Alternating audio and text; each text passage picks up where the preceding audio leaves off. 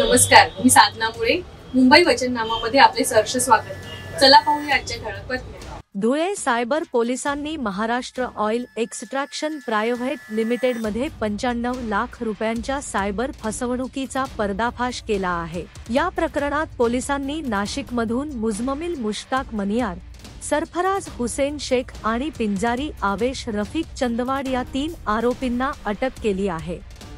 कंपनीच्या अकाउंटंटला कंपनीच्या डायरेक्टरचा WhatsApp message मिळाला होता.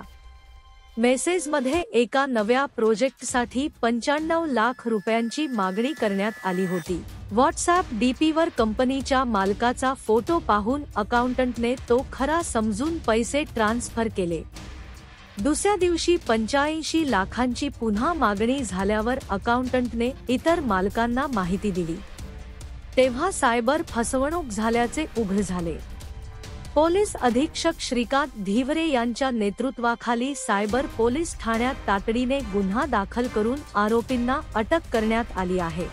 24 ऑक्टोबर रोजी धुळ्यातील एका प्रख्यात कंपनीचे डायरेक्टर यांना एक असा मेसेज आला की आम्ही एक दुसऱ्या कंपनीबरोबर एक डील केलेला आहे आणि आम्हाला 95 लाखाची अर्जंट आम्हाला गरज आहे.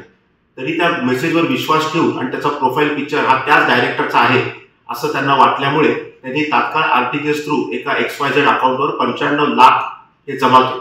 त्या अनुषंगाने सायबर पोलीस स्टेशन ते PI श्री घुसर आणि त्यांच्या टीमने अतिशय चांगलं काम करून आज 3 आरोपींना त्याच्यामध्ये अटक केलेलं आहे. त्याच्यापैकी पहिल्याचं नाव आहे मुजममिल मुश्ताक मनियार, वय 25. दुसरा आहे सरफराज हुसेन शेख, वय 27. आणि चांदवड येथून आवेश रफिक पिंजारी याला पाठलाग करून पकडण्यात आलेला आहे. दिनांक 24/10च्या नंतर सायबर शाखेने तात्काळ हे जेवढे अकाउंट्स होते असे 7 अकाउंट फ्रीज करून संबंधित अमाऊंट जी आहे ती देखील आपण फ्रीज केलेली आहे. त्याच्यामुळे ती आरोपींच्या ताब्यात मिळालेली नाही. या अनुषंगाने आपण आता तपास अजून पुढे करत आहोत आणि याचा मास्टर माइंड जो आहे तो देखील लवकरच पोलिसांना ताब्यात मिळेल. आपल्या मुंबई वचननामा चॅनलला सबस्क्राईब करा आणि बेल आयकॉन दाबायला विसरू नका.